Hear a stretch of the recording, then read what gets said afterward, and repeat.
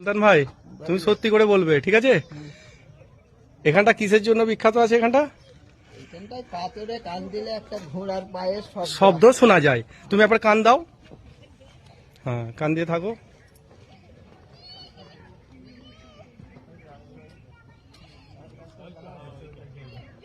মিথ্যে করে বলবে না, ঠিক আছে? তুমি সত্যি সত্যি বলবে যে কিছু শুনতে পেয়েছো।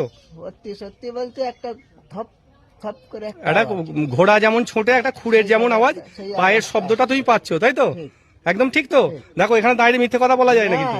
মানে ওইটি মানে এটাই হকিকত, তাই তো? এইটি মানে ঘোড়া কি অন্য কিছু এটা হ্যাঁ, বলা বলতে যায় পারে, না, কিন্তু একটা শব্দ আছে। শোনা যাচ্ছে, তাই তো? এতে কান পাতলে, ঠিক আছে? এই তো আমার গুরুরাও চলে এসেছে। আমি ভাবছিলাম বুড়োগুলো আসতে পারেনি বোধ হয়। ঠিক আছে, চলে এসেছে। আরে ভাই, লক্ষ লক্ষ পাগল ঘুরছে এখানে, লক্ষ লক্ষ পাগল। এই দেখো, আমার গুরুও শুনছে এখানে।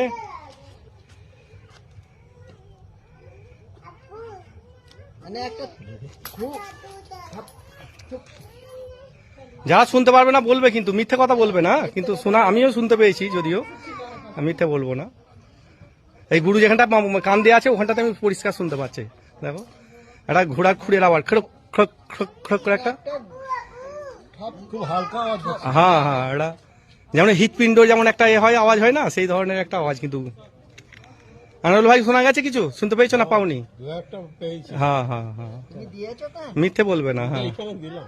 হ্যাঁ। দেখো